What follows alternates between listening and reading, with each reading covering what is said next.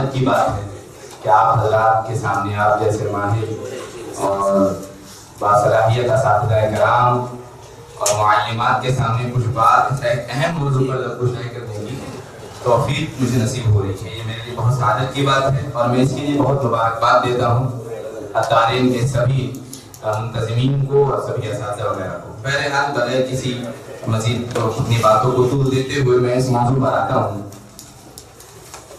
آج کا جو موضوع ہے کہ اسلام کے متعلق غلط فہمیوں شبہات کی وضاحت. یہ ایک ابھرتا ہوا موضوع ہے اور بطور خاص آج کل جس دور میں ہم جی رہے ہیں اور اس کی بہت زیادہ ڈیمانڈ آ رہی ہے. اس لیے میں نے اس کو جو منتخب کیا ہے تقریباً 4 ٹاپک پر 4 کی پوائنٹس ہے جس کو انشاءاللہ کنڈکٹ کریں گے ہم. سب سے پہلی چیز یہ ہے تمہید کے طور پر لکھتے بھی چلے جائیں. میں بتا رہا ہوں کہ یہ موضوع کیوں ضروری ہے. جس موضوع کو ہم ابھی پڑھیں گے یا اس کے بارے میں کچھ جانیں گے یہ موضوع کیوں ضروری ہے اور عصر حاضر میں ماڈرن جو دور جو چل رہا ہے ماڈرن ایرا اس میں اس کی حقیقت کیا ہے. سب سے پہلی چیز تو یہ. دوسری چیز یہ ہے کہ اسلام کے متعلق جو غلط فہمیاں اور شبہات وغیرہ جو پیدا ہو جاتی ہیں ان کی حقیقت کیا ہے, ان کا تعارف, اس کے ریسورسز کیا ہیں, اسباب کیا ہیں, ذرائع کیا ہے کہ آخر ہمارا ایک نوجوان اور چاہے وہ بچہ ہو چاہے وہ ٹین ایج کا ہو کوئی بھی ہو کیوں وہ اسلام کے متعلق کچھ غلط فہمیوں کا شکار ہو جاتا ہے. تیسری چیز کہ جو ڈاؤٹس ہیں جو مسکنسیپشنز ہیں اور بے بنیاد دعاوی ہیں یہ تمام چیز ہیں ان کے ٹائپس کتنے ہیں, کس طریقے سے کتنے ٹائپس ہوتے ہیں یہ ایک اہم چیز ہے جس کو انشاءاللہ مثالوں کے ذریعے بھی سمجھائیں گے. اور چوتھی چیز ہے کہ آخر ہم ایک بچے تقریباً 4 سے لے کے 5 سال یا 3 سال سے لے کر 15 سال کے بچے تک پھر اس کے بعد اور بھی کیونکہ اب ہمارا جو طبقہ ہے کچھ بچے ہیں نوجوان ہیں اور اسی طریقے سے بڑے لوگ ہیں تو ہر ایک کو سمجھانے کا انداز ہر ایک کے سامنے شبہات کو حل پیش کرنے کا انداز مختلف ہوگا. کیونکہ ظاہر سی بات ہے بخاری شریف کی بھی روایت ہے حضرت عائشہ رضی اللہ تعالیٰ عنہ کا قول ہے انزل الناس منازلهم. حضرت علی رضی اللہ تعالیٰ عنہ کا قول ہے کلموا الناس علی قدر عقولهم کہ لوگوں سے ان کے عقلوں کے مطابق گفتگو کرنا اور لوگوں کو فرق مراتب کا لحاظ کرتے ہوئے ان کو ان کا درجہ دینا. تو اسی لیے بچوں کے ساتھ الگ طریقے سے ڈاؤٹ کو حل کیا جائے گا اور نوجوان جو ہوں گے ان کو الگ طریقے سے مثالیں کے ذریعے سمجھایا جائے گا. بڑوں کے لیے الگ مسائل ہوں گے الگ طریقے سے ان کو سمجھایا جائے گا. تو یہ آخر کا کہہ لیجیے کہ پورے موضوع کا خلاصہ ہوگا کہ شبہات کا حل ہم کس طریقے سے پیش کریں اور بچوں کو کیسے سمجھائیں. تو یہ انشاءاللہ اس کو مزید چند چیزوں کے ذریعے اس کو سمجھائیں گے. تو 4 باتیں میں نے بتائی ہیں. سب سے پہلی بات تو یہ ہے کہ یہ موضوع کیوں ضروری ہے اور عصر حاضر میں اس کی حقیقت کیا ہے. اور دوسری چیز یہ ہے کہ غلط فہمیاں اور شبہات اس کے تعارف اسباب اور ذرائع یہ وہ چیزیں کیا ہیں. تیسری چیز شبہات کی اقسام ڈاؤٹس وغیرہ مسکنسیپشن وغیرہ ٹائپس کتنے ہوتے ہیں اور کن کن ناحیے سے کن کن زاویوں سے اسلام پر اور دیگر چیزوں پر اعتراضات وغیرہ ہوتے ہیں. اور چوتھی چیز ہے کہ اس کا آخر حل کرنے کا سولوشن کیا ہے. ہم خود سب سے پہلے کس طریقے سے مطمئن ہو اور اس کے بعد بچوں کو نوجوانوں کو یا اور بھی دیگر طبقہ جو ہے ان کو کس طریقے سے ہم سمجھائیں. تو یہ 4 باتیں میں نے آپ کے سامنے بتائی ہیں. اب سب سے پہلے شروع کرتے ہیں. نمبر 1 پہلا جو ہے کہ یہ موضوع کیوں ضروری ہے.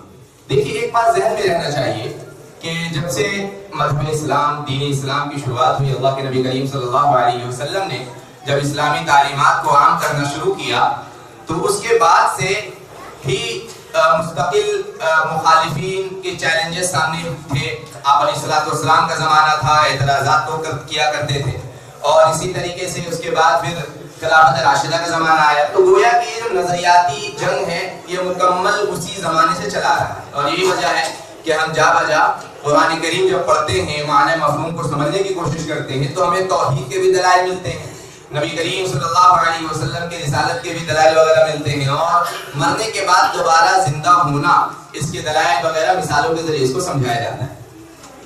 تو سب سے پہلی چیز یہ ہے کہ یہ سلسلہ کوئی نیا نہیں ہے, پرانا ہے. اور ہمارے استاد محترم کہا کرتے تھے کہ پرانی شراب نئی بوتلوں میں آ گئی.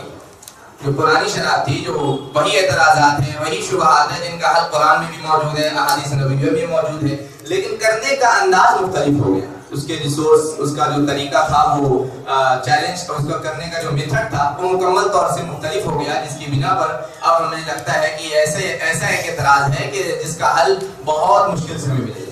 تو بہرحال یہ بات ذہن میں رہنا چاہیے کہ یہ کوئی نئی چیز نہیں، اس سے پہلے بھی سلسلہ چلتا ہوا آ رہا ہے.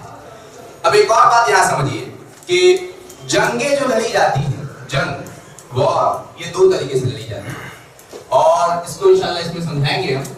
ایک تو یہ ہے کہ عسکری جنگ، جس میں تلوار، توپ، بندوق، یہ تمام چیزوں کے ذریعے جو جنگیں لڑی گئیں، اور ایک جنگ جس کو کہتے ہیں نظریاتی جنگ، جس کو ہم کہہ سکتے ہیں آئیڈیولوجیکل وار، جس کو کہا جاتا ہے. تو تقریباً آپ علیہ الصلوۃ والسلام کے زمانے میں بھی تقریباً 27-19 غزوات لڑے گئے ہیں. اس کے بعد صحابہ کرام نے بھی کئی سرایا، وہاں بھی آپ علیہ الصلوۃ والسلام صحابہ کرام کو بھیجا کرتے تھے. پھر اس کے بعد یہ سلسلہ چلتا رہا، خلافت راشدہ، خلافت بنو امیہ، خلافت عثمانیہ، خلافت عباسیہ، تمام میں یہ سلسلہ چلتا رہا. اور اگر تم کچھ دیر پہلے یا کچھ زمانہ پہلے اس کو دیکھیں تو ایک جنگ لڑی گئی ہے بہت مشہور، صلیبی جنگ، جو کہتے ہیں صلیبی جنگ، یہ بہت مشہور ہے. تقریباً 100 سال تک یہ جنگیں لڑی گئی، جس میں القدس بھی ہمارے ہاتھ سے چلا گیا تھا کسی زمانے میں. سلطان صلاح الدین ایوبی رحمۃ اللہ علیہ نے اس کو پھر فتح کیا. تو تقریباً 8 جنگیں لڑی گئی ہیں صلیبی جنگ. بعد میں مسلسل جب عیسائیوں کو، نصرانیوں کو اور صلیبیوں کو یہ خدشہ لگا، بار بار مسلسل جب وہ ہارتے چلے گئے، تو اب ان کو لگا کہ مسلمانوں کو ہتھیار کے ذریعے شکست دے پانا مشکل ہے. مسلمانوں کو ہتھیار کے ذریعے شکست نہیں دے سکیں گے، کیونکہ ان کے پاس ایک ایسا جذبہ ہے، ان کے پاس ایک ایسی جرأت ہے، بے باکی ہے. خالد بن ولید رضی اللہ تعالیٰ عنہ کا وہ قول بڑا مشہور ہے. کیا آپ رضی اللہ تعالیٰ فرماتے ہیں کہ تم اگر اسلام کے خلاف کچھ بھی اس طریقے سے پیش کرو گے تو میں ایسے مردوں کو بھیجوں گا کہ جو موت سے محبت کرتے ہیں. بہت مشہور جملہ ہے، عموماً وہ وائرل بھی ہوتا ہے عربی زبان کہ وہ موت کو پسند کرتے ہیں، زندگی کو اتنا زیادہ ان کی یہاں اہمیت نہیں ہے، وہ سر کٹانے کے لیے تیار رہتے ہیں. تو کہنے کا مقصد یہ ہے کہ ایک جنگ تو وہ لڑی گئی، لیکن جب ان کو یہ لگا کہ اب جنگ کے ذریعے ان کو شکست دے پانا یا اسلام کو مٹانا مشکل ہے، تو انہوں نے ایک وار شروع کیا باضابطہ پری پلاننگ کے ذریعے، مکمل طریقے سے. اور اس کا ماسٹر مائنڈ جس کو کہتے ہیں وہ سینٹ لوئس. اس کے اندر آپ کو یہ کتاب ہے بہت اہم،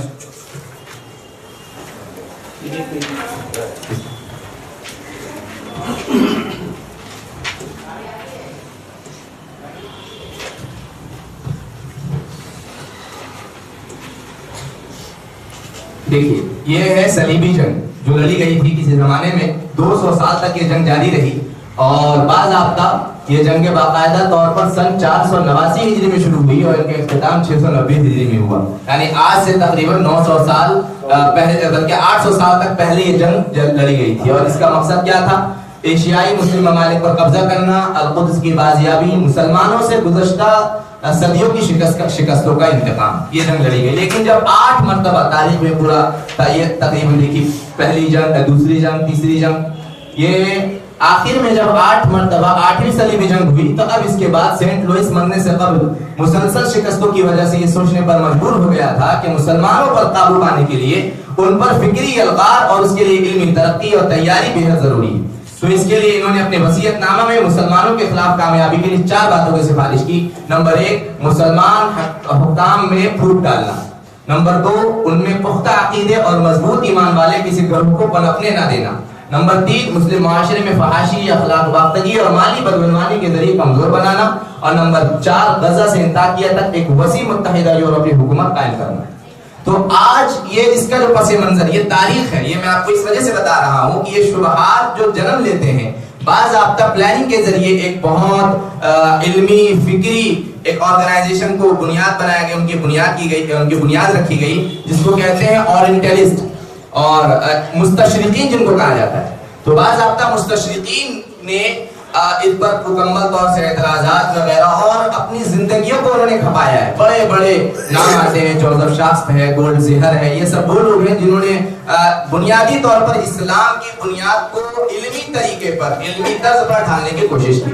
اور یاد رکھیے آج ملحدین متشککین یا جتنے بھی لوگ ہیں یا ہمارے بچوں کے ذہنوں میں جو باتیں ڈالی جا رہی ہیں یہ سب کی سب وہ مستشرقین کا چبایا ہوا لقمہ ہی ہے جس کو یہ چباتے ہیں اور وہ پیش کرتے ہیں، حالانکہ کوئی نئی چیز نہیں ہے، سب باتیں پرانی ہیں۔ تو ایک تو یہ اس کی تاریخ تھی۔ تو اب اس میں ایک مقصد کیا ہے کہ اہم چیز یہ ہے کہ فرق سمجھنا چاہیے ہمیں کہ صلیبی جنگ اور عصری جنگ میں فرق ہے، عصری جنگ اور نظریاتی جنگ میں فرق کیا ہوتا ہے۔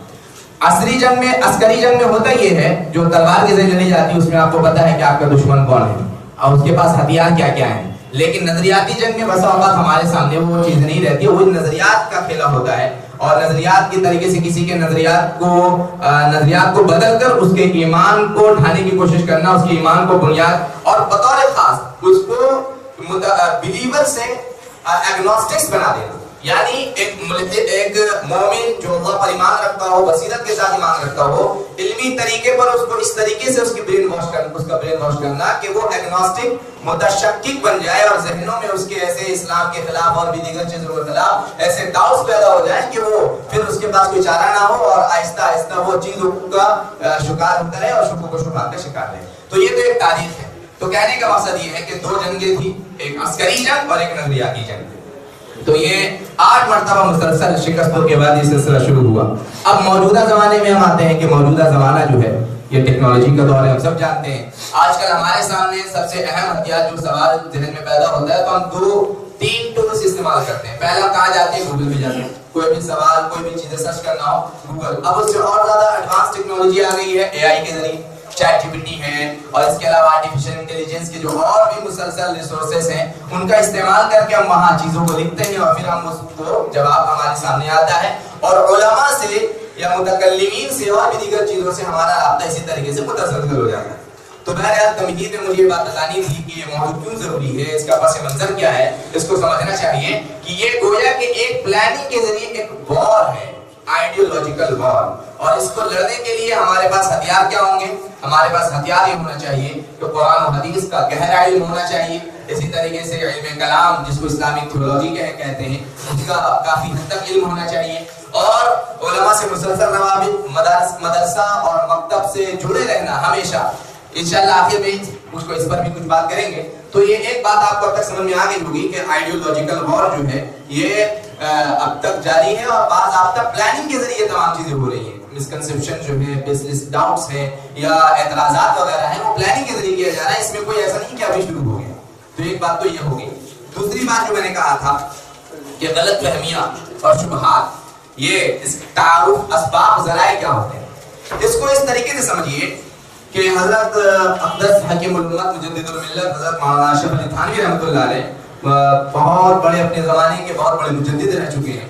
ان کی جو کتاب ہے الانتباہات المفیدہ عن الاشتباہات الجدیدہ، جو میں نے آپ میں کچھ حضرات جو انہوں نے پڑھا بھی ہوگا اور اس کا انگلش ورژن بھی آ چکا ہے، آنسر ٹو ماڈرنزم، بہت مشہور کتاب ہے، بلکہ ابھی کے زمانے میں سب سے بنیاد کی حیثیت رکھتی ہے۔ اگر آپ اس کو بصیرت کے ساتھ اچھی طریقے سے مکمل پڑھ لیں تو میرے خیال سے حضرت مفتی تقی عثمانی صاحب دامت برکاتہم العالیہ کہتے ہیں کہ اگر بندہ 4 کتاب صحیح معنوں میں پڑھ لے تو پھر وہ موجودہ زمانے کے جتنے بھی چیلنجز ہیں اپنے آپ کو بھی مطمئن کر لے گا اور دوسرے لوگوں کو بھی مطمئن کر سکتا ہے، الا یہ کہ وہ ہٹ دھرم نہ ہو، اناد و سرکشی میں مبتلا نہ ہو۔ 4 کتابوں میں انہوں نے جس کتاب کا نام لیا، سب سے پہلے الانتباہات المفیدہ عن الاشتباہات الجدیدہ، اس کو پڑھنا ہے۔ مولانا حکیم مصطفیٰ بجنوری رحمۃ اللہ علیہ کی شرح کے ساتھ حل الانتباہات، جو اسلام اور اقلیات کے نام سے چھپی ہوئی ہے۔ ہمارے استاد محترم حکیم فخر الاسلام صاحب مداری وہ مکمل طور سے اس پر کام کر رہے ہیں اور وہ اس کے اسپیشلسٹ ہی ہیں۔ اور دوسری کتاب جدیدیت ہے، اور باقی 3 اور تیسری اور چوتھی کتاب حضرت مولانا علی میاں ندوی رحمۃ اللہ علیہ کی بہت مشہور زمانہ کتاب ہے انسانی دنیا پر مسلمانوں کا عروج و زوال کا اثر، اور چوتھی کتاب ہے مسلم ممالک میں اسلامیت اور مغربیت کی کشمکش۔ تو بہرحال تو مجھے یہ بتانا تھا کہ انتباہات المفیدہ بہت اہم کتاب ہے۔ اس میں حضرت نے لکھا ہے کہ غلط فہمیاں اور شبہات جو لوگوں کے ذہنوں میں آ جاتے ہیں اس 3 بڑی وجہ۔ سب سے پہلی وجہ کیا ہے کہ عموماً لوگ ڈاؤٹس کو یا مسکنسپشنز کو بیماری نہیں سمجھتے۔ ہم بخار وغیرہ کو، سرد وغیرہ کو تو بیماری سمجھتے ہیں، لیکن اس کو بیماری نہیں سمجھتے، حالانکہ یہ جسمانی بیماری سے بڑی بیماری ہے، یہ روحانی بیماری۔ تو اس کو سمجھنے کی ضرورت ہے، اور جب ہم بیماری نہیں سمجھیں گے تو ظاہر سی بات ہے اس کا علاج بھی ہم نہیں کرانے جائیں گے، اور علاج کرانا بھی مشکل ہو جاتا ہے۔ عموماً یہ مزاج ہے لوگوں کا، خاص طور سے ہمارے نوجوانوں کا، کہ اگر ان کے ذہن میں کوئی بات، کوئی ڈاؤٹ یا کوئی اعتراض ذہن میں آ گیا تو ذہن میں آنے کے بعد وہ کسی عالم دین یا مسجد کے امام صاحب کے پاس جاتے ہیں اور جانے کے بعد کوئی بات ان سے کہتے ہیں، وہ بسا اوقات جواب نہیں دے پاتے یا کوئی ایسا مسئلہ ہو جاتا ہے تو بس وہیں پر بس ہو جاتے ہیں۔ حالانکہ جسمانی امراض میں ہمارا معاملہ بالکل مختلف۔ اگر کسی کو بخار ہو جائے، ایک جگہ ڈاکٹر کے پاس علاج نہ ہو تو بڑے سے بڑے اسپیشلسٹ کے پاس جائے گا، دانت کا، کان کا، بڑے بڑے اسپیشلسٹ کے پاس جا کر وہ علاج کرائے گا۔ تو یہ ہم سے نہیں ہوتا کہ ہم شبہات کو بیماری نہیں سمجھتے، پہلی چیز۔ اس وجہ سے غلط فہمیاں، شبہات جو ہے جنم لیتی ہے۔ دوسری چیز کیا ہے؟ اپنی رائے پر اعتماد، یعنی مکمل طور سے اپنے آپ پر اعتماد کر لینا، کانفیڈنٹ ہو جانا کہ ہم نے جو بول دیا، جو سمجھ لیا وہی صحیح ہے، آگے پہ آگے ہے۔ اس کے علاوہ ہمیں کوئی بات کہتا ہے یا کوئی بات سمجھاتا ہے تو ہم بس اس کو آگے سمجھنے کی کوشش نہیں کریں گے، بس اپنی چیزوں پر اعتماد ہو جانا۔ اور تیسری چیز، اتباع کی عادت نہیں ہونا، یعنی اگر کسی نے کوئی بات آپ کو سمجھا دیا، بتا دیا تو ہم اس کو مانتے نہیں، ہر طرح ہو جاتے ہیں۔ آخر میں انشاءاللہ اس کو بتائیں گے سوال، شبہ، اعتراض، یہ آپ کو کبھی کبھی جو سائل سوال کرے گا اس کا مختلف طریقہ ہوگا۔ کبھی کبھی وہ آپ کو جاننے کے لیے سوال کرے گا، آپ کو پتہ نہیں ہے، اور کبھی کبھی ایسا ہوگا کہ وہ آپ کو سوال تو کرے گا لیکن کبھی کبھی آپ کو نیچا دکھانا مقصود ہوگا، کبھی کبھی بیجا اعتراض مقصود ہوگا، کبھی کبھی ہردردی دکھانا مقصود ہوگا۔ تو ہر ایک کو ڈیل کرنے کا طریقہ مختلف ہے۔ نبوی منہج و اسلوب کیا ہے، انشاءاللہ آخری جو بات ہے کہ شبہات کا حل کیسے پیش کریں، انشاءاللہ اس پر بات کریں گے۔ تو ہر ایک کا طریقہ وغیرہ مختلف ہوگا۔ تو ایک بات تو یہ ہو گئی کہ یہ تین اسباب ہیں جس کی بنا پر شبہات، غلط فہمیاں، مسکنسیپشن، بزنس ڈاؤٹ وغیرہ، مس وغیرہ لوگوں کے ذہنوں میں پیدا ہوتے رہتے ہیں اور پھر اس کا علاج نہیں سمجھتے۔ پہلی چیز یہ ہے کہ شبہات کو مرض نہ سمجھنا، دوسری چیز یہ ہے کہ اپنی رائے پر اعتماد کرنا، اور تیسری چیز یہ ہے کہ اتباع کی عادت نہ ہونا۔ بہرحال ایک تو یہ چیز ہے۔ اب ایک بات ذہن میں رکھیے، غلط فہمی کیسے پیدا ہوتی ہے، یعنی آدمی غلط کیسے سمجھنے لگ جاتا ہے، اور یہ تو اسباب بتایا۔ کبھی کبھی ایسا ہوتا ہے کہ آدھی بات ہم جانتے ہیں، آدھی بات جان کر بس اب مکمل طور سے اس کو سمجھتے ہیں کہ بھائی یہی بات سچ ہے۔ نیم حکیم خطرہ جان اور نیم ملا خطرہ ایمان، یہ جملہ بڑا مشہور ہے۔ تو وہی بات ہے کہ کبھی کبھی آدھی بات کو ہم جان کر سمجھنے لگتے ہیں کہ یہی صحیح ہے، پھر کبھی کبھی ہمارے سامنے بات کو توڑ مڑوڑ کر پیش کیا جاتا ہے، اور کبھی کبھی ایسا ہوتا ہے کہ جذباتی پروپیگنڈا کے ذریعے، یعنی جذباتی اپیلنگ ہوتی ہے، آپ کی فیلنگز کے ساتھ، آپ کے ایموشنز کے ساتھ کھیلا جاتا ہے، نفسیاتی۔ اور کبھی کبھی ایسا ہوتا ہے کہ صحیح وضاحت یا صحیح طور پر ایکسپلین نہ کرنے کی وجہ سے غلط فہمیاں پیدا ہو جاتی ہیں۔ یہاں تک بات رک کر ایک بات سمجھنے کی کوشش کریے گا کہ موجودہ زمانے میں جو لبرلز ہیں، جو سیکولرز ہیں، جو ایتھسٹ ہیں یا جو ملحد بدین ہیں، یہ دو طریقے کے ہیں۔ ایک کو ہم کہتے ہیں انٹلیکچوئل ایتھسٹ، جس کو کہتے ہیں علم ملحد، یعنی اس نے اگر وہ الحاد یا بے دینی کا راستہ اس نے اختیار کیا ہے تو اس کے پیچھے علم کی ایک بنیاد ہے، ایک فلسفی ہے، ایک اس کے پاس دلائل ہے اپنے۔ اور بڑے بڑے نام لے لیجئے، ریچرڈ ڈاکنز ہے، برٹرینڈ رسل ہے، یہ سب وہ لوگ ہیں جو باضابطہ ملحد بنے ہیں۔ تو ان کے پیچھے تھیوری ہے، ان کے پیچھے باضابطہ بنیاد ہے، اور بنیاد کا کیا چیز ہے، وہ دو ہی چیز کو زیادہ تر پیش کرتے ہیں، ایک ہے تھیوری آف ایوالوشن اور ایک ہے big bang theory. Theory of evolution کو ہم کہہ سکتے ہیں کہ نظریہ تخلیق کے لیے نظریہ ارتقاء، کہ انسان پہلے بندر تھا پھر بعد میں وہ انسان بنا۔ اور یہ سوال، یہ تھیوری آف ایوالوشن ایسا ہے کہ چھوٹے چھوٹے بچوں کے اندر بھی یہ چیز ہے، 5 سال کا ہو، 6 سال کا ہو، بایولوجی، بلکہ خود میں جب اسکول میں پڑھتا تھا پھر مدرسہ میں گیا تو مدرسے میں جانے کے بعد جب میری طور پر اس حوالے سے بات نہیں ہوئی تھی تو میں بھی کہیں نہ کہیں یہ سمجھتا تھا کہ انسان پہلے بندر تھا پھر بعد میں وہ انسان بنا۔ یہ گویا کہ انہوں نے کیا کیا، دیکھیے ایک بات ذہن میں رکھیے گا کہ اب علمی اعتبار سے الحاد کو بنیاد فراہم کرنا، یہ دو تھیوری کو انہوں نے استعمال کیا، تھیوری آف ایوالوشن اور بگ بینگ تھیوری۔ اس کا پس منظر کیا تھا؟ اب سوال جب یہ ہے کہ آپ جب خدا کا انکار کرنے لگ جائیں، جب آپ دین سے ہی اپنے آپ کو بے دین ہو جائیں یا ملحد اور بیزار ہو جائیں، جب آپ ملحد ہو جائیں یا دین سے بیداری ہو جائے، لوگوں کو بیزار ہو جائیں، تو ایسے موقع پر سب سے سوال یہ پیدا ہوتا ہے کہ اچھا دنیا کا وجود کیسے ہوا، ایک سوال یہ پیدا ہوگا۔ دوسرا سوال یہ پیدا ہوگا کہ انسانوں کی تخلیق کیسے ہوئی۔ تو ان دو سوالوں کے حل کرنے کے لیے انہوں نے دو نظریہ، دو تھیوری کسی نہ کسی طریقے سے پیش کرنے کی کوشش کی کہ انسانوں کی تخلیق کس طریقے سے ہوئی۔ اس کا سیدھا سادہ جواب ہے تھیوری آف ایوالوشن۔ اور دوسری چیز کائنات کو کس طریقے سے اس کا آغاز ہوا، تو اس کا سیدھا سادہ سا جواب ہے بگ بینگ تھیوری کے ایک دو زمین و آسمان دونوں ملے ہوئے تھے، پھر ایک بڑا دھماکہ ہوا جس کی بنا پر کائنات وجود میں آئی۔ تو یہ دو اسباب ایسے ہیں کہ جو انسان کے ایمان کو متزلزل کر دیتے ہیں، اور کہیں نہ کہیں پھر وہ سوچنے لگ جاتا ہے کہ کائنات کے وجود میں آنے کا سبب بگ بینگ تھیوری ہے، اللہ اس کا خالق نہیں ہے، نعوذ باللہ من ذالک۔ یہ سوال پیدا ہوتا ہے۔ اسی طریقے سے انسان کو پیدا کرنے والا انسان جو ہوا ہے، یہ گویا کہ پیدا نہیں ہوا، ایوالوشن ہوا، پہلے بندر تھا، بندر سے پہلے کچھ اور تھا، آہستہ آہستہ اس کا ارتقا ہوتا چلا گیا کہ جس کی بنا پر یہ انسان مکمل طور سے اب وجود میں آیا ہے۔ تو انسان کی تخلیق اس طریقے سے ہوئی۔ تو جو انٹلیکچوئل ایتھسٹ ہوتے ہیں، اور ہمارے اسکول میں یا کانوینٹ اسکول میں، عیسائی مشنریز اسکول میں باضابطہ ان دونوں کو پڑھایا جاتا ہے، سمجھایا جاتا ہے، اور کہیں نہ کہیں اس تھیوری کو فیکٹ بنا کر پیش کیا جاتا ہے۔ ایک بات سمجھیے گا، تھیوری اور فیکٹ میں بڑا فرق ہے۔ آپ حضرات جانتے ہیں جس طریقے سے ایک نظریہ ہے، ایک نظریہ ہم نے پیش کیا، ہو سکتا ہے کہ آپ کا نظریہ غلط ہو سکتا ہے کہ آپ کا نظریہ صحیح ہو، کوئی ضروری نہیں ہے کہ ایک دم جو ہم نے کہہ دیا وہی نظریہ صحیح، تو تھیوری اس کو کہتے ہیں۔ اور ایک ہوتا ہے فیکٹ جو حقیقت ہوتی ہے۔ تو تھیوری آف ایوالوشن یا بگ بینگ تھیوری کو تھیوری سمجھ کر پیش کیا جاتا ہے، فیکٹ بنا کر پیش کیا جاتا ہے، تھیوری سمجھ کر پیش نہیں کیا جاتا۔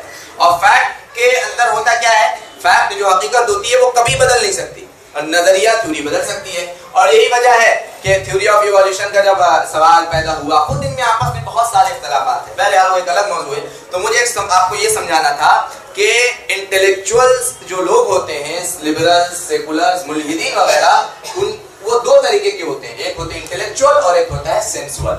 کچھ لوگ علمی طور پر پڑھ لیتے ہیں، لکھ لیتے ہیں، یا آدھا کچھ سمجھ لیتے ہیں، وہ دین سے بیزار ہو جاتے ہیں۔ اور ہمارے نوجوانوں میں بطور خاص جو بچے ہیں، آہستہ آہستہ جو ان کے ذہن میں زہر ڈالا جا رہا ہے ماڈرن ایجوکیشن کے ذریعے سے، بہت ساری باتیں ایسی آ گئی ہے جو ذہنی طور پر وہ دین سے مکمل طور سے خدا کے وجود کا، آپ علیہ الصلوۃ والسلام کی رسالت کا، مرنے کے بعد دوبارہ زندہ ہونے کا، تقدیر کا بطور خاص جو ہے وہ اس کے حوالے سے ان کے ذہن میں شبہ پیدا ہو جاتا ہے۔ اور دوسری قسم ہے سینسول ایتھسٹ۔ سینسول کن کو کہا جاتا ہے؟ نفسیاتی طور پر ملحد ہونا، یعنی ان کے پاس کوئی دلائل نہیں، بس ان کو مذہب کی جکڑ بندیوں سے آزاد ہونا۔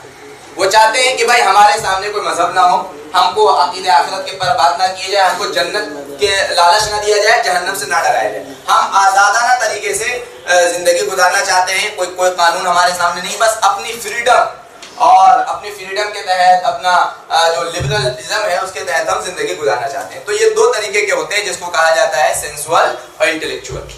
اب یہاں ایک بات سمجھیے گا، میں اس کو مختصر انداز میں سمجھانے کی کوشش کروں گا دو بار، پھر اس کے بعد یہ دوسرا جو موضوع ہے کہ غلط فہمیاں، شبہات کیسے پیدا ہو جاتی ہیں، اس کو سمجھنے کی ضرورت ہے۔ کہ دیکھیے ایک بہت اہم موضوع ہے جس کو فلسفی کے سبجیکٹ میں ڈپارٹمنٹ میں ایپسٹیمولوجی کہا جاتا ہے، اور وہی ایپسٹیمولوجی جو ہے الحمدللہ ہمارے درس نظامی میں بھی شرح عقائد کے اندر موجود ہے، اسباب العلم ثلاثۃ۔ اس کا مطلب کیا ہے کہ کوئی بھی بات یا کوئی بھی چیز جو ہم جانتے ہیں، مثال کے طور پر کسی بھی چیز کا ہمیں علم حاصل ہوتا ہے تو اس کے تین ذرائع ہیں یا تین سورس۔ پہلا سورس کیا ہے؟ پہلا سورس ہے 5 سینس، جس کو کہتے ہیں 5 آرگنز، حواس خمسہ ظاہرہ، آنکھ دیکھنے کی قوت، سننے کی قوت، اور سونگھنے کی قوت، چکھنے کی قوت، اور اسی طریقے سے چھونے کی قوت۔ اس کو 5 سینس کہہ لیجیے۔ یہ سب الحمدللہ ہمارے جو یہاں درس نظامی کے فارغ ہیں وہ اکثر جس کو پڑھے ہوئے بھی ہیں اور سمجھے ہوئے بھی ہیں، ان کو بہت زیادہ سمجھانے کی ضرورت نہیں ہے، اور 5 سینس کے ذریعے جو ہمارے ماڈرن ایجوکیشن کے لوگ ہیں وہ بھی اس چیز کو سمجھ سکتے ہیں۔ یعنی علم یا کوئی بات ہم جانتے ہیں تو جاننے سے پہلے ہم کو جو جاننا ہوتا ہے یا اس کا جو ذریعہ ہوتا ہے وہ سب سے پہلا ذریعہ ہے 5 سینس کا، یعنی 5 سینس کے ذریعے۔ اب مثال کے طور پر میں ابھی آپ کو کچھ بتا رہا ہوں یا میں کچھ بول رہا ہوں تو آپ کو بھی بہت ساری باتوں کا علم ہوا۔ اب جو علم ہوا یہ سن کر ہوا۔ اسی طریقے سے کتاب آپ کے سامنے، اس میں جو چیزیں لکھی ہوئی ہیں یہ آپ نے دیکھا، دیکھنے کے ذریعے آپ کو علم ہوا کہ صلیبی جنگوں کے نتائج کی وجہ سے یورپ کی فکر تبدیل ہوئی۔ تو یہ ذریعہ ہے جاننے کا، ایک ذریعہ ہے 5 سینس، دوسرا ذریعہ ہے عقل، جس کو کہتے ہیں لاجک، ریزننگ، یعنی عقل کے ذریعے آپ کسی چیز کو جانتے ہیں، اور تیسرا ذریعہ ہے وحی الہی، یعنی قرآن کریم یا احادیث نبویہ، احادیث متواترہ کہہ لیجیے، خبر رسول، خبر متواتر وغیرہ۔ یہ 3 ذرائع ہیں۔ اسباب العلمی ثلاثۃ، شرح عقائد کی بھی عبارت موجود ہے کہ سب سے پہلی چیز تو یہ ہے، پہلا ذریعہ کہ انسان جب کسی بات کو جانتا ہے سورس آف نالج جو ہے وہ پہلا ہے اس کا 5 سینس، دوسری چیز ہے عقل، اور تیسری چیز ہے وحی الہی۔ اب سب کی لمٹ کیا ہے؟ لمٹ یہ ہے کہ 5 سینس کے ذریعے آپ کو محدود چیزوں کا علم ہوتا ہے، آپ سمجھتے ہیں، پکڑتے ہیں، کسی چیز کو چھوتے ہیں۔ اب جہاں 5 سینس کام کرنا بند ہو جائے وہاں پر آتی ہے عقل، وہاں عقل کے ذریعے اب آپ کو کسی چیز کا جاننا ہوتا ہے، کسی چیز کو آپ جانتے ہیں یا کسی چیز کو سمجھنے کی کوشش کرتے ہیں۔ تو سب سے کمزور یا ویک کہہ لیجئے کہ سورس آف نالج ہے تو وہ 5 سینس۔ اب ہو سکتا ہے کہ آپ نے کسی چیز کو دیکھا ہو، آپ سے دیکھنے میں غلطی ہوئی ہو سکتا ہے کہ آپ نے کچھ سنا ہو، سننے میں غلطی ہوئی ہو، اس میں کوئی اس بات کا امکان نہیں ہے کہ جس چیز کو آپ نے دیکھا، آپ نے سنا یا آپ نے سونگھا یا آپ نے پکڑا وہ صحیح ہی ہو، کوئی امکان نہیں ہے۔ اب جب یہاں یہ چیزیں ختم ہو جاتی ہے تو اس کی رہنمائی کون کرتا ہے؟ یہ عقل کرتا ہے۔ کون کرتا ہے؟ عقل۔ عقل کے ذریعے، اب عقل میں بھی بہت سارے اس کے اسٹیپس ہیں، بہت ساری چیزیں ہیں، مختصر انداز میں سمجھ لیجئے کہ عقل کے پاس بھی کوئی ایسا اسٹینڈرڈ یا کوئی ایسا معیار نہیں ہے کہ جس کی بنا پر وہ صحیح اور غلط بات کا فیصلہ کر سکے۔ صحیح اور غلط بات کا فیصلہ کرنے کے لیے عقل کے پاس جو معیار اسٹینڈرڈ ہوگا وہ وحی الہی، وحی الہی کی روشنی میں ہم یہ طے کریں گے کہ عقل میں جو یہ بات آ رہی ہے یہ صحیح ہے یا غلط۔ میں اس کو ایک مثال کے ذریعے سمجھانا چاہوں گا۔ ایک مثال دیکھ لیجئے کہ عقل کہاں مان پڑ جاتی ہے، یعنی عقل کا کام ہی ختم ہو جاتا ہے کہ آپ عقل کے ذریعے کسی چیز کو سمجھنے کی کوشش کریں۔ آج سے تقریباً کئی 100 سال پہلے ایک فرقہ گزرا ہے، فرقہ باطنیہ کے نام سے۔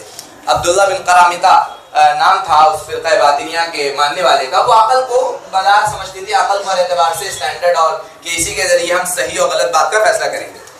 انہوں نے اپنے جو اس کے ماننے والے تھے، انہوں نے ایک خط میں اپنے ماننے والوں کو یہ کیا کہ بھائی دیکھو، جب آخر کیا ہو جاتا ہے کہ شادی جب ہم کرتے ہیں تو شادی ایک لڑکی جو کرتا ہے وہ اجنبی لڑکی سے شادی کرتا ہے، ایسا تو نہیں کہ وہ اس کی کوئی سگی ہو یا کچھ ہو۔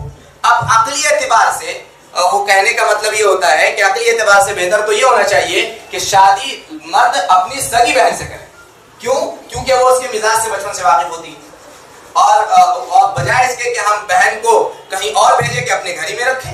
تو یہ ایک ایسا سوال ہے، ایک ایسا اسٹیٹمنٹ ہے کہ آپ اس کو قیامت تک عقلی اعتبار سے غلط ثابت نہیں کرا سکتے کہ لڑکا اپنی بہن سے شادی نہیں کر سکتا، لڑکا اپنی بہن سے شادی نہیں کر سکتا۔ عقلی اعتبار سے یہ خرابی ہے، آپ سوشلی خرابی بتا دیں یا اور بھی دیگر خرابی بتا دیں، معاشرے کے اعتبار سے یا اخلاقی پیمانہ کے اعتبار سے آپ خرابی بتا دیں، لیکن عقلی اعتبار سے آپ اس کا صحیح معنوں میں رد پیش نہیں کر سکتے، کیونکہ اخلاقی اعتبار سے یہ کہا جائے گا کہ کیا بد اخلاقی ہے، یہ کیا چیزیں ہیں کہ مرد اپنی، یہ تو بے شرمی کی بات ہو گئی۔ تو بے شرمی یا ہونا یہ کوئی عقل کا تو معیار ہے نہیں۔ عقل تو ریزننگ یا لاجک کے ذریعے جہاں اس کو فائدہ نظر آئے گا وہ اس کو کیا چیزیں بینیفٹ ہیں اور کیا چیزیں ہمارے لیے نقصان ہے، اس کا فیصلہ عقل کے ذریعے ہوگا۔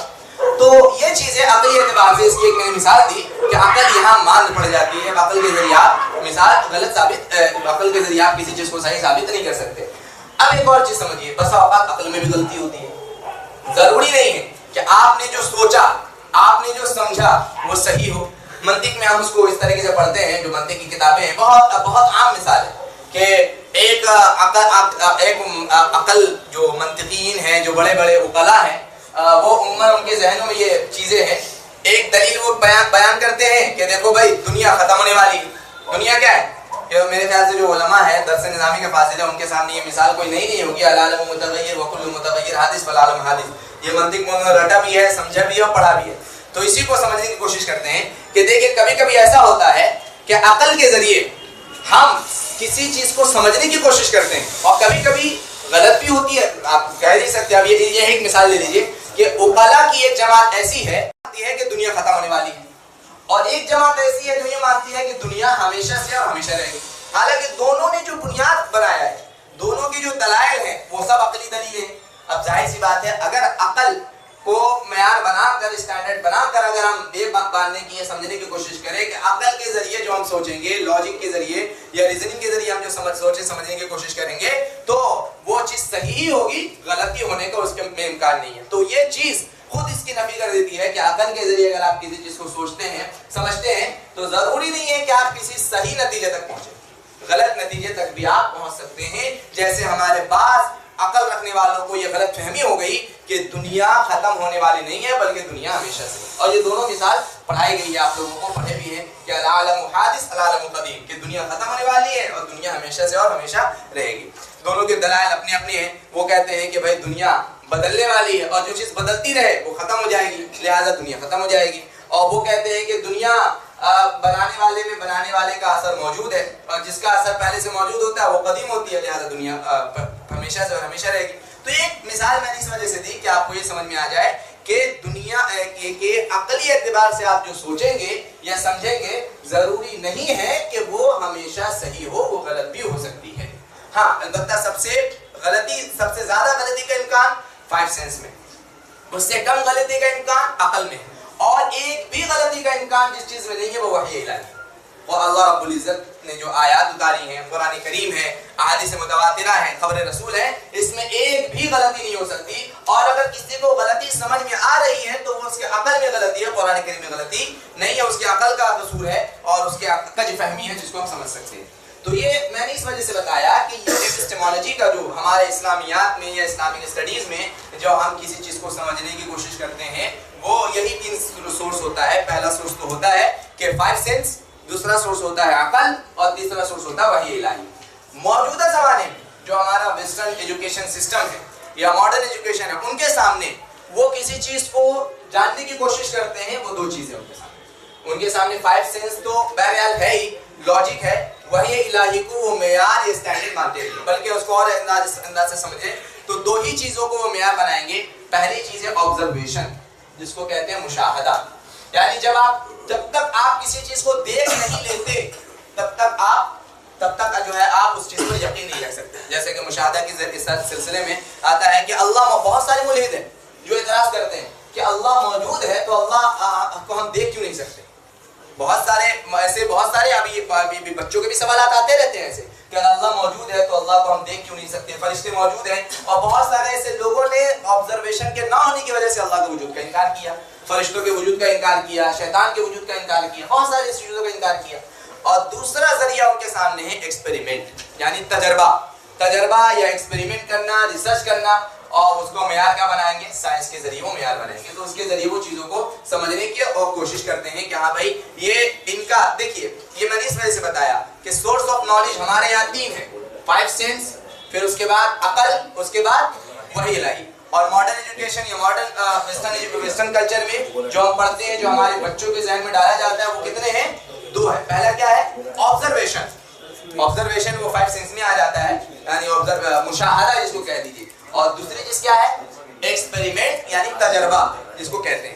تو یہ اسباب علم پر گفتگو تھی. اس سے آپ کو یہ سمجھ میں آ گیا ہوگا کہ جو بھی شبہات پیدا ہوتے ہیں اس کے اصول میں چلے جائیں, یعنی اوپر چلتے چلے جائیں تو آپ کو سمجھ میں آئے گا کہ یہ بچہ جو اعتراض کر رہا ہے یہ کس بنا پر اعتراض کر رہا ہے, کیا سورس آف نالج اس کا کیا ہے, عقل کے ذریعے اس نے سوچا ہے. تو ہم کو بتائیں گے دیکھو عقل کے ذریعے, ضروری نہیں کہ آپ اس کو مثالوں کے ذریعے سمجھائیں گے. اور کبھی کبھی ایسا ہوتا ہے کہ وہ مشاہدہ, تو اس کو بھی بتایا جائے گا کہ کبھی کبھی کوئی چیز ایسی ہوتی ہے جس کو ہم دیکھ نہیں سکتے لیکن وہ موجود ہے.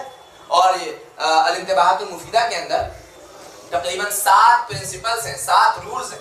اگر آپ انہی کو صحیح طور پر سمجھ لیں, سمجھنے کے بعد یاد کر لیں اور برت لیں, برتنے کا مطلب یہ ہوتا ہے کہ صحیح معنوں میں اس کو مثالوں کے ذریعے سمجھ لینا, تو یقین مانیے اب انہی 7 اصول کو جان کر آپ خود سے جتنے بھی اعتراض ہوں گے آپ خود سے اس کا حل پیش کر سکیں گے. یعنی ایک بات یاد رکھیے, کبھی بھی کوئی سوال کرتا ہے یا کوئی اعتراض کرتا ہے تو اب ہوتا یہ ہے کہ ہمیں اس کے پیچھے جانا چاہیے کہ یہ اعتراض کس وجہ سے کر رہا ہے, وہ بنیاد کیا ہے اس کی. اب ہماری کوشش یہ ہونی چاہیے کہ ہم اس کی بنیاد کو ہلائیں, اس کی بنیاد کو کنڈم کریں, اس کی بنیاد کو غلط ثابت ٹھہرا دیں, تو ظاہر سی بات ہے پوری کی پوری عمارت کیا ہو جاتی ہے, ڈھہ جاتی ہے. پھر وہ اعتراض کرنا اس کا بالکل بیجا ہو جاتا ہے. تو انشاءاللہ آخر میں اس کو کمپلیٹ کرنے کی کوشش کریں گے. تو یہ مجھے بتانا تھا دوسری بات کہ غلط فہمیاں اور شبہات کیسے پیدا ہو جاتی ہے, اس کا پس منظر کیا ہوتا ہے, اس کی تاریخ کیا ہے, یا اسباب کیا ہے, ریسورسز کیا ہیں, ذرائع کیا ہے. اب تیسری بات پر آتے ہیں کہ جو ڈاؤٹس, متس وغیرہ پیدا ہوتے ہیں وہ کتنے ٹائپس کے, اس کے اقسام کیا ہیں, وہ سمجھنے کی کوشش کرنا چاہیے. دیکھیے عموماً جو شبہات لوگوں کے ذہنوں میں پیدا ہوتے ہیں, چاہے وہ بچہ ہو, چاہے وہ نوجوان ہو, یا چاہے وہ اونچے بڑے عمر دراز لوگ ہوں, یا کوئی بھی انٹلیکچوئل ہو یا سینسول ہو, دونوں کی بات بتا رہے ہیں کہ کیونکہ ہمارے متکلمین جو امام غزالی رحمۃ اللہ علیہ، حضرت مولانا قاسم نانوتوی رحمۃ اللہ علیہ اور حضرت مولانا رحمۃ اللہ کرانی رحمۃ اللہ علیہ اور بطور خاص حضرت مولانا اشرف علی تھانوی رحمۃ اللہ علیہ نے تقریباً اپنی کتابوں کے ذریعے ایسا حل پیش کر کے دے دیا کہ ہمیں صرف اس کو سمجھنا ہے، پڑھنا ہے اور برتنا ہے اور عصر حاضر کے تقاضوں کے مطابق اس کو ڈالنے کی کوشش کرنا ہے۔ اگر یہ ہم کر لیتے ہیں، مثالوں میں اضافہ کر کے کر لیتے ہیں، تو یقین مانیے آپ کسی بھی چیز پر اعتراض کریں، کوئی بھی اگر کسی چیز پر اعتراض کرے گا تو اس کا حل آپ انہی اصولوں کی روشنی میں آسانی سے دے سکیں گے جو متکلمین نے اور ہمارے علماء دیوبند کے جو اکابرین ہیں انہوں نے جو پیش کیا۔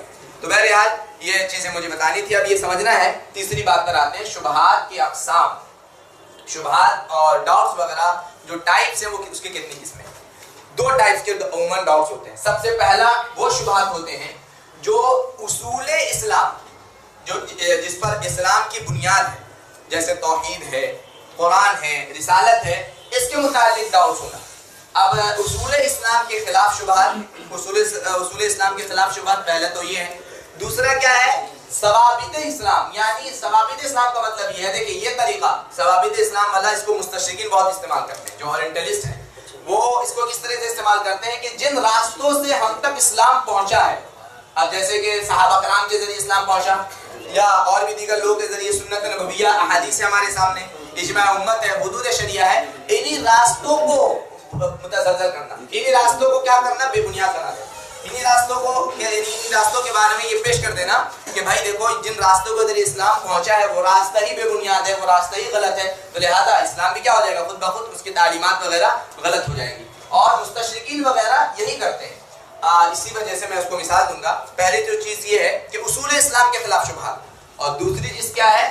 ثوابت اسلام۔ ثوابت اسلام کا مطلب یہ ہوتا ہے کہ وہی جن راستوں کے ذریعے اسلام پہنچا ہے۔ مولانا سے میں گزارش کروں گا کہ ایک کتاب گفتگو کے اصول وہ ذرا آپ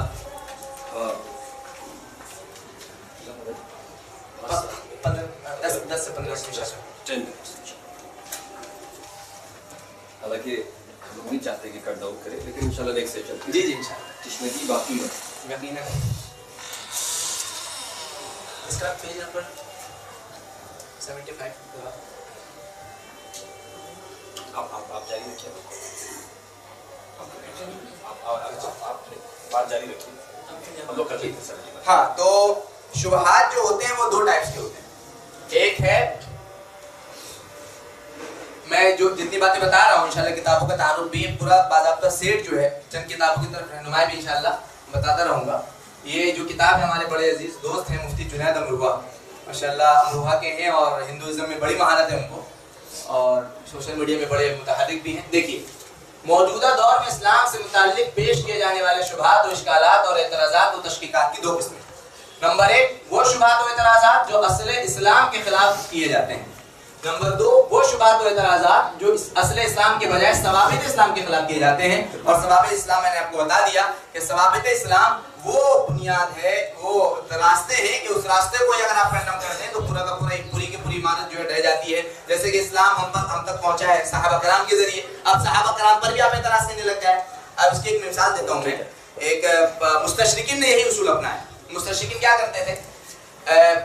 ایک گول زہر نام کا ایک بہت بڑا کہہ لیجیے کہ بہت علم والا لیکن کہہ لیجیے کہ خبیث الفطرت یا دماغی خباثت کا شکار تھا وہ، کہ اس نے سب سے پہلے جن کو اس کو احادیث نبویہ کے متعلق شکوک پیدا کرنا تھا کہ بھائی سنت جو ہے وہ حجیت اوتھینٹک نہیں رکھتی، تو اس نے کیا کیا؟ سب سے پہلے بنیاد بنایا حضرت ابو ہریرہ رضی اللہ تعالیٰ عنہ۔ چونکہ حضرت ابو ہریرہ رضی اللہ تعالیٰ عنہ سے سب سے زیادہ حدیث مروی ہے، 5374، ان کو بنیاد بنا کر ان پر کئی اعتراضات کیے۔ اب اعتراض کرنے کے بعد پوری کی پوری عمارت جو حضرت ابو ہریرہ رضی اللہ تعالیٰ کے متعلق جتنی بھی روایتیں ہوں گی وہ مکمل کیا ہو جائیں گی؟ شکوک و شبہات کا شکار ہو جائیں گی۔ اسی طریقے سے حدیث کی جو تدوین ہوئی ہے اس میں ایک بڑا نام آتا ہے، جو بانی ہے محمد بن مسلم شہاب زہری رحمۃ اللہ علیہ۔ میرے خیال سے جو علماء ہیں وہ نام سے واقف ہیں، ترمذی میں اکثر ان کا تذکرہ آتا ہے، محمد بن مسلم بن شہاب زہری رحمۃ اللہ علیہ۔ یہ وہ ہیں جو باضابطہ حدیث کو کمپائل کرنے میں اول نمبر پر آتے ہیں اور نمبر 1 پہ۔ تو اب ان لوگوں نے محمد بن مسلم بن شہاب زہری پر کئی اعتراضات کیے، جس کا جواب دکتور مصطفیٰ سبائی رحمۃ اللہ علیہ نے سنت و مکانت و بالتشریع الاسلامی میں بہت تفصیل سے دیا ہے. تو کئی اعتراضات کر کے یہ ثابت کرنے کی کوشش کی کہ یہ بہت گہری شخصیت نہیں تھی. تو اب ظاہر سی بات ہے جب ان کی شخصیت پر اعتراض ہو جائے تو انہوں نے جو بہت بڑا کام کیا ہے وہ خود بخود اس کی عمارت جو ہے ڈہ جاتی ہے. تو یہ ثوابت اسلام جو میں نے آپ کو بتایا ہے. اب دیکھیے اب یہ 2 ٹائپس کے اعتراضات ہو گئے. اب ان کی بھی الگ الگ ان کی 4 قسمیں ہوں گی. پہلی قسم کیا ہے کہ وہ شبہات اعتراضات جو اصل اسلام کے خلاف کیے جاتے ہیں. نمبر 1 وجود خدا اور اس کے صفات کے متعلق اعتراض. یعنی اللہ رب العزت موجود. ابھی بڑا بہت مشہور مناظرہ ہوا میرے خیال سے اکثر حضرات نے بلکہ سبھی نے اس کو دیکھا ہوگا کہ ڈز گاڈ ایگزسٹ. تو یہ وجود خدا تھا, وجود خدا پر مناظرہ. تو سب سے پہلا اعتراض وجود خدا پر کیا جاتا ہے اور اللہ رب العزت کی صفات کے متعلق کیا جاتا ہے. اب اس کے حوالے سے دیکھیے ایک بڑا مشہور جو جاوید اختر بھی پیش کر رہا تھا کہ مسئلہ شر سے عدم وجود خدا پر استدلال, کہ جب دنیا کے اندر خدا ہے تو وہ بھلائی کو کیوں نہیں روکتا. سوال تھا غزہ کے لے کر بہت سارے, تو اس کا بھی جواب مناطقہ اور فلسفی وغیرہ نے کئی اعتراضات کیے. چونکہ ایسا ہے کہ بعض آتا اکیڈمک چیزیں ہیں, اس کو پڑھنے سمجھنے برتنے کی وقت لگے گا, اس کو تقریباً 2 سے 3 مہینے لگ ہی جاتا ہے عموماً. میں بس مختصر انداز میں آپ حضرات کو اس کی اہمیت بتانے کے لیے جلدی کرنے کی کوشش کر رہا ہوں. تو ایک تو یہ ہے پہلے وجود خدا کے متعلق اعتراض. دوسری نوع کیا ہے, دوسری نوع ہے کہ قرآن کریم کے متعلق شبہات. قرآن کریم کے متعلق اعتراض کرنا کہ بنیاد غلطی کیا ہوتی ہے کہ نبی نے قرآن ورقہ بن نوفل سے سیکھا. دیکھیں ایک مثال کہ نبی نے قرآن ورقہ بن نوفل سے سیکھا. اب اس میں کیا غلطی ہے, تمام چیزیں اس کے اندر بیان کی گئی. پھر ایک مثال ایک آتا ہے قرآن تورات و انجیل کی نقل. پھر ایک آتا ہے کہ بہت کہ اللہ کے نبی کریم.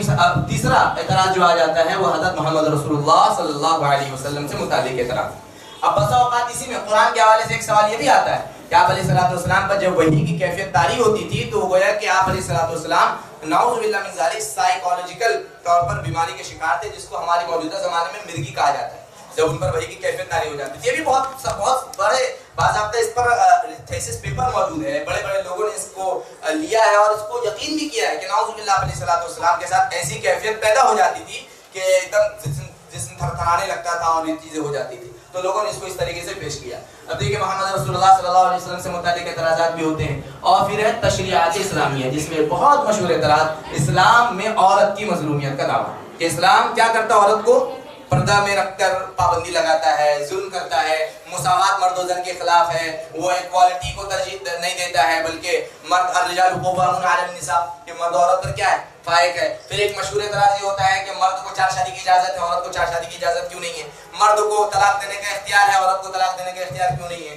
مرد کو وراثت میں ڈبل حصہ ملتا ہے, عورت کو کیوں حافظ مطلب سنگل حصہ ملتا ہے. تو بہرحال یہ سب اعتراضات اسی چیز کی یہی بنیاد ہے اس کی. اگر اس چیز کو آپ نے ثابت کر دیا تو پھر وہ تمام اعتراضات خود بخود ختم ہو جائیں گے, جس کو ہم کہتے ہیں اصولی اور فروعی. تو یہ تو وہ ہو گئے 4 قسم کے جو اصل اسلام کے متعلق اعتراضات کیے جاتے ہیں. اور باقی جو دوسری ہے کہ وہ شبہات جو ثوابت اسلام کے خلاف کیے جاتے ہیں وہ 4 ہیں. پہلا ہے سنت نبویہ, جو میں نے مستشرقین کی مثال دی کہ اسلام جو ہم تک پہنچا ہے وہ سنت احادیث کے ذریعے پہنچا ہے. تو اس کے ذریعے جو ہے اسلام, اس کے ذریعے دیکھیں سنت نبویہ سے متعلق شبہات. اب سنت نبویہ کے متعلق اس کی بنیادیں کو اٹھا دو کہ 1400 سالہ قدامت کی بنیاد پر نصوص دینیہ کا انکار کہ یہ اولڈ ورژن ہے, ہمیں اس کا کوئی ہمیں یہ سنت کی ضرورت نہیں ہے. ہمارے بہت سارے ایسے لوگ بھی ہیں بطور خاص جو ماڈرن کلچر میں سب سے پہلے آدمی ملحد جو بنتا ہے وہ احادیث نبویہ کے انکار کی وجہ سے بنتا ہے. بہت نام میں آپ کو دے دوں گا, جاوید احمد غامدی ہے اور بھی مجھد اس سے پہلے زمانے میں اور بھی لوگ ہیں جنہوں نے سنت اور حدیث کا انکار کیا. اور دوسری چیز ہے صحابہ کرام سے متعلق اعتراض پیش کرنا, صحابہ کرام کو تنقید کا نشانہ بنانا, شیعہ حضرات یہی کرتے ہیں. اور تیسری چیز ہے اجماع امت کا انکار, اور چوتھی چیز ہے حدود شریعہ. تو میں یار یہ تیسری بات تھی جو میں نے آپ کے سامنے بتائی کہ ہاں اجماع امت کو تھوڑا میجورٹی آف امہ, یعنی وہ مسائل کہ جس پر کئی فقہا نے اتفاق کر لیا کہ ہاں بھائی وہ کئی فقہا اتفاق کر لیں, اور اتفاق کرنے کے بعد کہ بسا اوقات بہت سارے مسائل ایسے ہیں کہ جو منسوس ہیں, بہت سارے مسائل منسوس نہیں. منسوس غیر منسوس کی مثال مینشن, قرآن و حدیث میں کچھ مسائل مینشن ہیں تو اس میں ہمیں اجتہاد کرنے کی ضرورت نہیں ہے, کچھ مسائل مینشن نہیں ہے تو اس میں اجتہاد کی ضرورت ہوگی. اب اجتہاد کرے گا کون, تو اجتہاد کی اہلیت رکھنے والے لوگ ہونے چاہیے. اب کئی لوگ بیٹھیں گے جس طرح امام اعظم ابو حنیفہ رحمۃ اللہ علیہ کی جو فقہ تھی وہ شرائع فقہ تھی, کوئی بھی مسئلہ آتا تھا، ہر فیلڈ کے ماہر تھے تقریباً، ہر فیلڈ کے ماہر اپنا فیلڈ کے تقاضے سے متعلق وہ سوال پیش کیا جاتا تھا تو جواب دیتے تھے. تو اب وہاں سے جو مسئلہ متفق علیہ ہو جاتا تھا، یعنی سب کا اس پر ٹھپا لگ جاتا تھا یا کہہ لیجیے سب کی مہر لگ جاتی تھی، وہ مسئلہ ہو جاتا تھا اجماعی امت، یعنی اجماعی مسئلہ. کہ اب یہ مسئلہ ایسا ہو گیا ہے کہ مجتہدین نے اس پر کیا کر لیا ہے، اتفاق کر لیا، لہٰذا یہاں تک اب اس کے حوالے سے کوئی بات اور نہیں کی جائے گی، اس کا انکار بھی نہیں کیا جائے گا. اسی وجہ سے اجماع امت کی بھی بہت ساری ایک پورا سبجیکٹ ہے اصول فقہ میں، جو ہمارے بہت حضرات ہیں وہ پڑھتے ہیں کہ قرآن ہے، حدیث ہے، اجماع امت اور قیاس ہے. تو بہرحال یہ. اور چوتھی چیز ہے کہ حدود شریعہ، یعنی اسلام میں جو جرائم کی جو سزائیں بیان کی گئی ہے، زنا کی سزا کیا ہے، اسی طرح سے رجم کی سزا کیا ہے، اور بھی دیگر سزا کیا ہے، اس کے حدود پر اعتراض کرنا. تو یہ 4 میں سے 3 باتیں بیان کر چکا ہوں. آخری بات بس 5 سے 5 انشاءاللہ کوشش کریں گے 2 منٹ میں کرنے کی. بلکہ یہ اہم ہے کہ آپ کے سامنے جو آپ کس طریقے سے بچے کو ڈیل کریں گے. بچہ ہو، چاہے 8 سال کا بچہ ہو، 9 سال کے ساتھ الگ الگ معاملہ پیش کیا جائے گا. یعنی اب شبہات کا حل ہم کیسے پیش کریں. دیکھیے شبہات کا حل پیش کرنے کے لیے سب سے پہلے ہمارے مزاج ایک یہ پیدا ہو گیا ہے کہ اکثر لوگ غلط طریقے سے ڈیل کرتے ہیں. غلط طریقے سے ڈیل کرنے کا مطلب کیا ہے، سوال پر ڈانٹ دیتے ہیں. سوال پر ڈانٹ دینا. اب کوئی عقیدے کے متعلق اعتراض کرتا، عقیدے کے متعلق کوئی بات اس نے رکھی تو فوراً ایمان پر حملہ کہ تم مومن نہیں ہو، تم مسلمان نہیں ہو، تم کیسے ہر دھرمی پر آنا. تو سوال پر ڈانٹ دینا پہلا تو غلط طریقہ ہے، اس کو ہم کو سمجھنے کی ضرورت ہے. دوسری چیز ہے کیا ہوتی ہے کہ ہم سوال کو ایمان پر شک کرتے ہیں. وہی میں نے کہا کہ ایمان پر شک کرنا کہ تم اللہ پر ایمان رکھتے ہو، یہ کیسے کر لیا تم. تیسری چیز یہ ہے کہ سوال کو بغاوت بھی کہتے ہیں. بغاوت کے باغی ہو گیا، یہ سوال کرتا ہے ہم سے سوال کرتا ہے. کون ہوتا ہے یہ کہ ہم ابھی سوال کریں، ابھی بچہ ہے، بچے کی طرح رہو. عموماً لوگوں کے ذہنوں میں یہ چیزیں ہوتی ہیں. تو ایک تیسری غلطی یہ ہوتی ہے. اور چوتھی غلطی ہوتی ہے کہ نظر انداز کر دیں، ہم اس کے اعتراض کو ویلیو ہی نہیں دیں. یہ چاروں غلط طریقے ہیں اور ان چاروں غلط طریقے سے آپ کو بچنے کی ضرورت ہے. پہلی چیز کیا ہے؟ پہلی چیز یہ ہے کہ سوال پر ڈانٹنا نہیں ہے. کوئی چاہے جیسا بھی سوال کرے، سوال پر ڈانٹنا نہیں ہے. دوسری چیز ایمان پر شک نہیں کرنا ہے.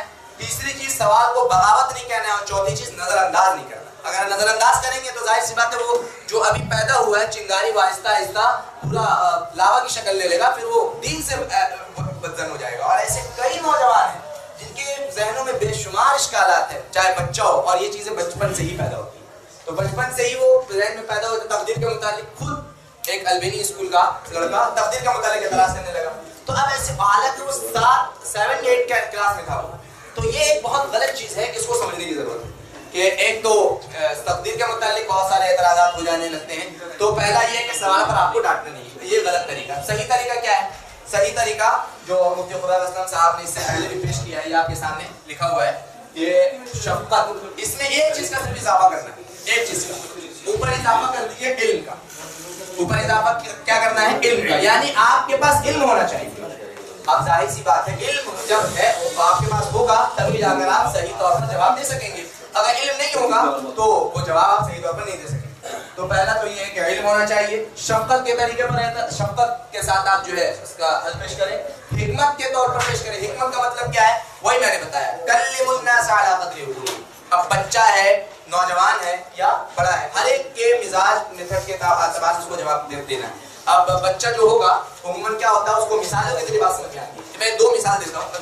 ایک مثال یہ ہے کہ عموماً سوال یہ ہوتا ہے کہ اللہ کو ہم کیوں نہیں دیکھ سکتے. اللہ کو ہم کیوں نہیں دیکھ سکتے. بچہ اگر یہ سوال کرے تو آپ کیا جواب دیں گے اس کو؟ مثال کے ذریعے آپ میں سے کوئی جواب دے کہ اللہ کو ہم کیوں نہیں دیکھ سکتے. ہاں ایک اچھی مثال ہے. دیکھیے ہاں ہوا جو ہے موبائل نیٹورک، موبائل کے ذریعے ہم بات کرتے ہیں لیکن موبائل جو ہے نیٹورک ہم نیٹورک کو دیکھ نہیں سکتے جو ہوا میں جو ہے وہ چیزیں. تو بہت ساری کہ دیکھو یہ بھی چیزیں موجود ہیں لیکن یہ چیزیں ہمیں دکھتی نہیں. اللہ بھی موجود ہے، اللہ ہم کو دکھتے نہیں. تو بچپن میں آپ نے اس کو یہ سمجھا دیا مثال کے ذریعے، اب وہ سمجھ جائے گا، اس کا ایمان تھوڑا مضبوط ہوگا. پھر آگے چل کر اس کے سامنے فلسفیانہ فلسفی کی دلائل آئیں گے تو وہ سمجھے گا، پڑھے گا اپنا. اب ایک ہوتا ہے کہ اللہ، ایک سوال بہت مشہور ہوتا ہے کہ اگر اللہ دنیا میں ہے تو ظلم کیوں؟ اللہ اگر ہے تو ظلم کیوں؟ ہوتا ہے کہ نہیں ہوتا؟ تو ہم اس کی ایک مثال امتحان کے ذریعے بھی دے سکتے ہیں. امتحان کے ذریعے پھر ایک مثال ہے کہ دعائیں قبول کیوں نہیں ہوتی. دعائیں قبول کیوں نہیں ہوتی تو کیا جواب دیں گے؟ ڈاکٹر کی مثال آپ دے سکتے ہیں کہ ڈاکٹر کے پاس ہم جاتے ہیں تو کبھی علاج کراتے ہیں تو علاج وہ نہیں کرتا، بلکہ دوائی کھاتے ہیں تو کبھی کبھی وہ ہم جو چاہتے ہیں ہمیں وہ دوا نہیں دیتا، بلکہ کبھی کبھی ہمیں غلط طریقے سے کوئی اور دوا دے دیتا جو ہمیں پسند نہیں ہے۔ تو اس لیے اللہ رب العزت ہماری ضروریات خواہشات کو تو پیش نظر رکھتے ہی ہیں، لیکن جو ہمارے لیے بہتر ہے اس چیز کو وہ چیز ہمیں دیتے ہیں۔ تو اس حوالے سے یہ سب مثالوں کے ذریعے جب آپ سمجھائیں گے، باضابطہ میں نے 50-60 ایک تیار کیا ہے انشاءاللہ، وہ میں مولانا کو یا صالح مبین صاحب کو بھیج دوں گا تاکہ آپ حضرات کے سامنے مثالوں کے ذریعے وہ تمام چیزیں ہوں، آپ اس کو سمجھا سکیں۔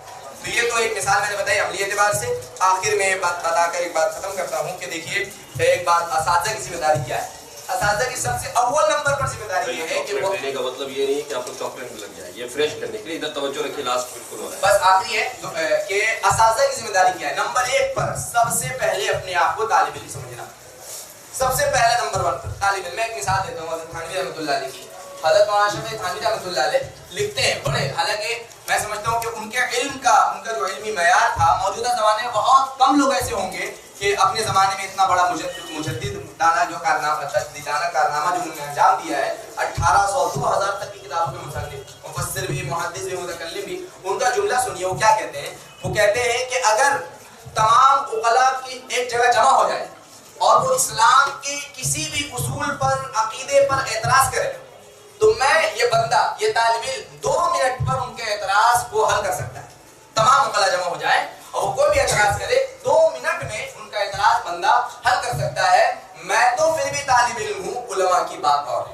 یہ ان کا جملہ ہے کہ اسی لیے اتنے بڑے لوگ کہہ رہے ہیں کہ طالب علم ہے، تو اس لیے ہمیشہ ہی دعا کرتی رہنی چاہیے کہ اللہ رب العزت ہم لوگوں کو تاعمر طالب علم بنائے رکھے۔ امام مالک رحمۃ اللہ علیہ کا بڑا مشہور جملہ ہے، لا یزال المرء عالما ما طلب العلم فاذا ظن انه قد علم فقد جهل، کہ آدمی جب تک علم کی طلب میں لگا رہتا ہے وہ عالم ہے، جہاں اس نے سمجھ لیا کہ بھائی میں نے جان لیا، میں عالم ہو گیا، تو وہ جاہل۔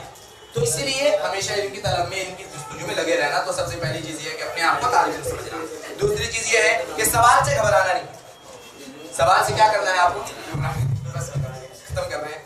اور لا ادری کہنا سیکھنا ہے۔ میں نے یاد یہ تمام چند چیزیں تھی، لا ادری کہنا سیکھنا ہے، اور کچھ کتابوں کی طرف رہنمائی انشاءاللہ وہ بتا دوں گا۔ یہ کتاب انشاءاللہ PDF کے ذریعے آپ کو مل جائے گی، الانتباہات المفیدہ وغیرہ ہے۔ یہ مختصر وقت میں چونکہ 1 گھنٹہ تو میرے یاد میں معذرت خواہ ہوں، مجھے 45 منٹ کا وقت دیا گیا تھا، 15 منٹ میں نے لے لیا ہے، لیکن اب آپ میٹر ڈاؤن ہو رہا ہے۔ جی جزاک اللہ خیر۔ میں روکنا اور ٹوکنا نہیں چاہا، یہ ایسا موضوع ہے اور الحمدللہ ایسی شخصیت ہے یہ کہ جتنا زیادہ سنا جائے اس موضوع پر اور سوالات کیے جائے اتنا کم ہے۔